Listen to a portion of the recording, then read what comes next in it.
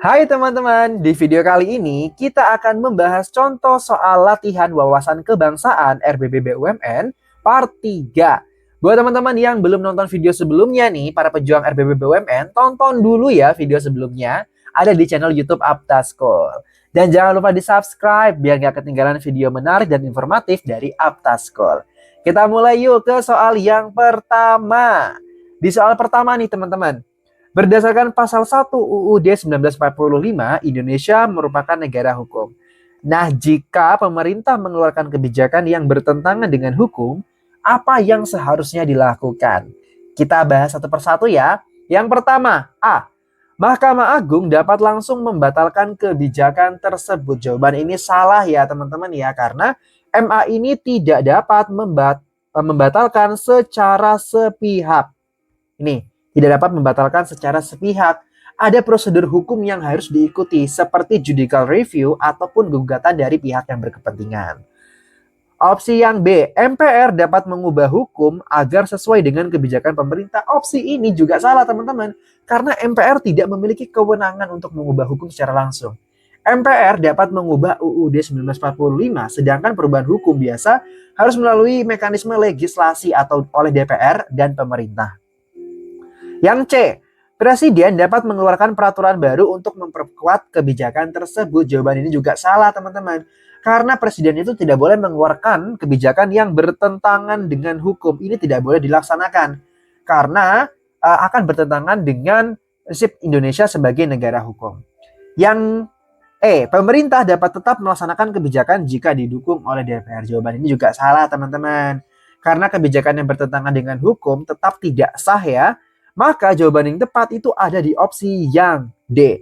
Masyarakat dapat menggugat kebijakan tersebut melalui jalur hukum.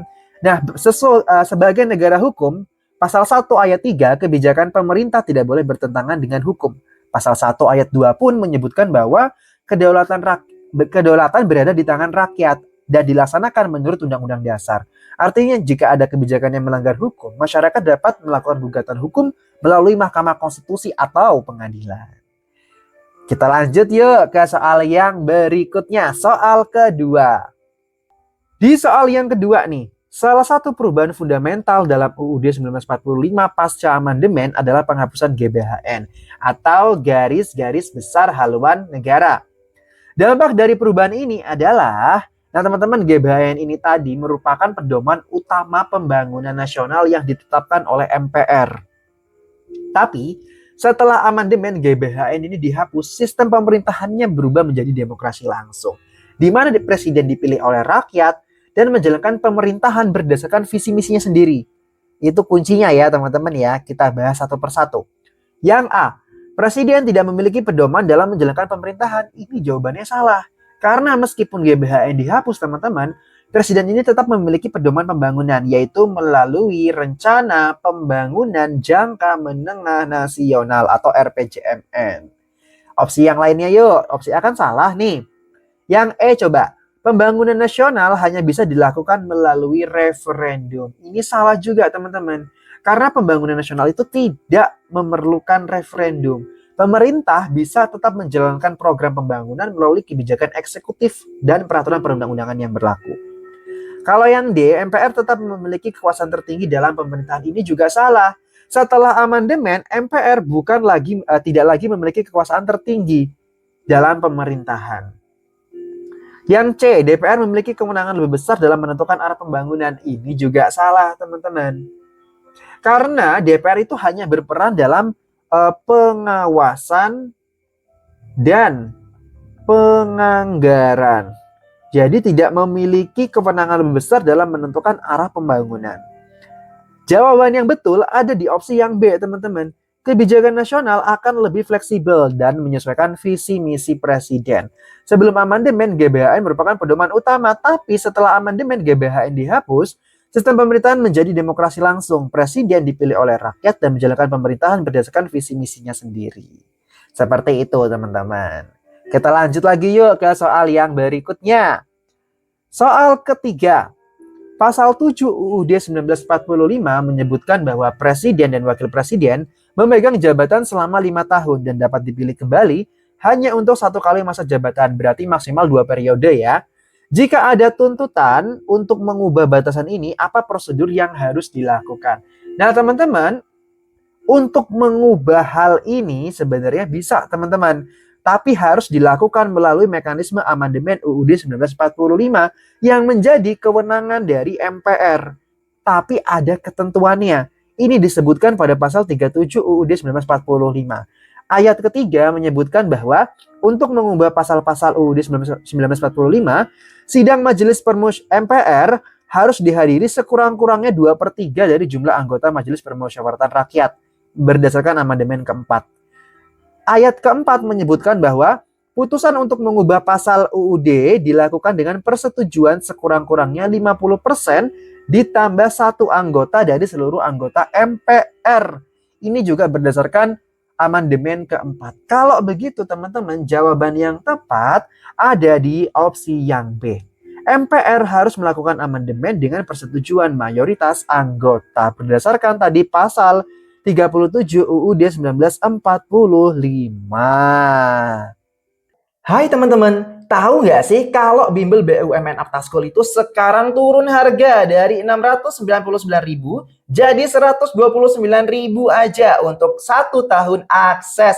Wow, ini teman-teman, kalau teman-teman join di Aptaskul, nanti teman-teman juga bisa join channel mentoringnya Aptaskul. Biar persiapan teman-teman semakin mantap. Aplikasinya bisa teman-teman download di Play Store ataupun di App Store. Fiturnya lengkap banget, ada tryout-nya, ada materinya, dan teman-teman bisa cek soal-soal yang udah teman-teman kerjakan. Tuh ada TKD BUMN-nya, ada juga core value-nya, ada TBI-nya, ada TWK-nya, dan soal-soal lainnya. Yuk, cus klik link yang aku sertain di deskripsi di bawah ya. Aku tunggu. Yuk kita lanjut lagi ke soal berikutnya.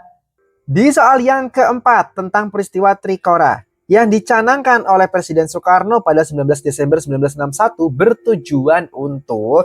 Oke teman-teman, sebelum kita masuk ke pembahasan nih, aku mau cerita sedikit nih teman-teman. Peristiwa Trikora ini atau Trikomando Rakyat ini dilakukan sebagai respon terhadap keengganan Belanda untuk menyerahkan Papua Barat kepada Indonesia saat itu. Meskipun dalam KMB, Konferensi Meja Bundar tahun 1949, sudah disepakati bahwa penyelesaian status Papua Barat akan dibahas lebih lanjut dalam waktu 1 tahun. Tapi Belanda ini tetap pengen mempertahankan wilayah tersebut dengan mendirikan pemerintahan sendiri di Papua pada 1 Desember 1961. Jadi teman-teman, sebagai tanggapannya Presiden Soekarno ini mengeluarkan Trikora yang berisi bahwa 1. Gagalkan pembentukan negara boneka Papua buatan Belanda. Yang kedua, kibarkan sang merah putih di Irian Barat. Yang ketiga, bersiap untuk mobilisasi total guna mempertahankan kemerdekaan. Kalau begitu, tujuan utama dari Trikora ini ada di opsi yang B, untuk mengembalikan Papua Barat ke dalam wilayah Indonesia. Seperti itu teman-teman. Kita lanjut yuk ke soal yang berikutnya. Di soal kelima, perubahan sistem pemerintahan Indonesia setelah jatuhnya Orde Lama dan naiknya Orde Baru terutama ditandai dengan, oke teman-teman, setelah peristiwa G30 SPKI ini terjadi perubahan besar dalam politik Indonesia. Yaitu teman-teman, pada tahun 1966 dikeluarkanlah Super Semar Surat Perintah 11 Maret oleh Presiden Soekarno kepada Presiden Soeharto. Nah, melalui Super Semar ini, Presiden Soeharto mengambil alih kekuasaan dari Presiden Soekarno dan mulai menerapkan kebijakan-kebijakan baru. Kita lihat pembahasannya ya teman-teman. Opsi A, peningkatan peran Presiden Soekarno sebagai pemimpin utama bangsa ini malah salah. Karena Orde Baru itu justru mengakhiri kepemimpinan Soekarno. Kekuasaan Soekarno semakin melemah setelah dikeluarkannya Super Semar 1966. Opsi B, dikembalikannya demokrasi parlementer seperti sebelum 1959. Jawaban ini juga salah ya teman-teman, karena Orde Baru itu tetap mempertahankan sistem presidensial. Jadi bukan kepada demokrasi parlementer. Nah, sistem ini sesuai dengan UUD 1945. Kalau sistem demokrasi parlementer teman-teman ini hanya berlaku sebelum Dekret Presiden 5 Juli 1959 dan tidak dikembalikan di Orde Baru. Ini juga salah. Opsi C, pemberlakuan kembali UUD 1945 secara murni dan konsekuen. Nah, teman-teman, ini adalah opsi yang Benar, sesuai dengan masa Orde Baru yang menekankan kembali penerapan UUD 1945 secara murni dan konsekuen. Kalau opsi D, pemberian kebebasan penuh bagi partai politik untuk bersaing, ini salah teman-teman. Justru malah membatasi partai politik saat itu. Partai-partai politik dipaksa bergabung ke dalam 3 kelompok besar. Ada Golkar, ada P3, dan ada PDI saat itu. Opsi yang E, dihapuskannya jabatan presiden dan digantikan oleh sistem kolektif, ini juga salah. Kalau begitu jawabannya ada di opsi yang C. Sekarang kita masuk ke soal yang ke-6. Di soal yang ke-6, Dekret Presiden 5 Juli 1959 dikeluarkan oleh Presiden Soekarno sebagai solusi atas ketidakstabilan politik di Indonesia. Salah satu dampak utama dari dekret ini adalah, kita lihat dulu sejarahnya ya. Dekret Presiden ini dikeluarkan pada tanggal 5 Juli 1959. Nah, latar belakangnya sendiri teman-teman, setelah kemerdekaan Indonesia tuh mengalami beberapa perubahan ya dalam sistem pemerintahannya dan konstitusinya. Pada awalnya Indonesia menggunakan UUD 1945. Tapi pada tahun 49, sistemnya berubah menjadi Republik Indonesia Serikat dengan konstitusi RIS. Baru pada tahun 50, Indonesia kembali lagi nih ke negara kesatuan dengan UUD sementara 1950 dengan demokrasi parlementer. Tapi teman-teman, setelah adanya Dekret Presiden 5 Juli 1959, ini karena kegagalan konstituante dalam menyusun konstitusi baru, akhirnya dekret tersebut muncul dan mengakibatkan satu, pembubaran konstituante, yang kedua, kembalinya UUD 1945 menggantikan UUD sementara 1950, yang ketiga, pembentukan MPRS dan DPAS. Jadi kalau begitu teman-teman, jawaban yang tepat ada di opsi yang A. Kembalinya UUD 45 sebagai konstitusi negara. Oke, kita lanjut ke soal berikutnya yuk. Udah download aplikasi Bimbel BUMN dari Aptaschool belum nih? Kalau belum, yuk cus ke Play Store dan juga App Store. Teman-teman tinggal ketik aja Bimbel BUMN Aptaschool. Nanti ketika ketemu langsung klik install di sini. Yuk aku liatin seperti apa aplikasinya. Nih bentuknya. Di sini teman-teman ada tryout-nya nih, lengkap banget. Tryout-nya itu ada TKD-nya, ada juga core value BUMN, ada TBI-nya, terus ada TWK-nya nih, dan ada learning agility-nya. Kalau misalnya teman-teman belum paham, teman-teman bisa klik materi di sini. Nanti ada materi-materi yang bisa teman-teman pelajari. Di sini contohnya aku buka salah satu. Nih, bentuknya itu teman-teman dia berupa video pembelajaran. Terus di bawah kalau misalnya masih butuh selain video, ada juga yang bisa di-download nih. Unduh materi belajar. Nih teman-teman, selain ada tryout sama ada video pembelajarannya, ternyata teman-teman ketika teman-teman klik soalnya dan klik mulai, nanti ketika sudah selesai dia ada pembahasannya. Nih lihat, wah lengkap banget ya, setiap soal itu ada pembahasannya. Jadi kita tahu deh mana jawaban yang benar. Enak banget ya, tinggal cus aja ke Play Store ataupun App Store teman-teman. Atau teman-teman bisa klik link yang udah aku taruh di deskripsi di bawah ya.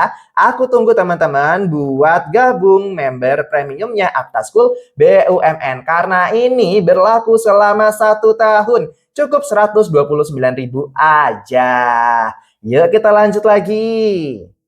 Di soal yang ketujuh nih teman-teman, salah satu faktor yang menyebabkan lepasnya Timor Timur dari Indonesia pada tahun 99 adalah, kita lihat pembahasannya. Timor Timur resmi lepas dari Indonesia setelah referendum yang diselenggarakan pada tanggal 30 Agustus 99 yang menunjukkan bahwa mayoritas rakyat Timor Timur memilih untuk merdeka dari Indonesia. Sebelumnya teman-teman, pada tahun 98 setelah jatuhnya Orde Baru, Presiden B.J. Habibie ini membuka kemungkinan referendum bagi rakyat Timor Timur untuk menentukan nasibnya sendiri. Nah, referendum inilah yang akhirnya diselenggarakan pada tanggal 30 Agustus 99 di bawah pengawasan oleh PBB, yang mana menghasilkan bahwa rakyat Timor Timur memilih untuk merdeka dari Indonesia. Kita lihat opsi jawabannya ya. Yang E coba.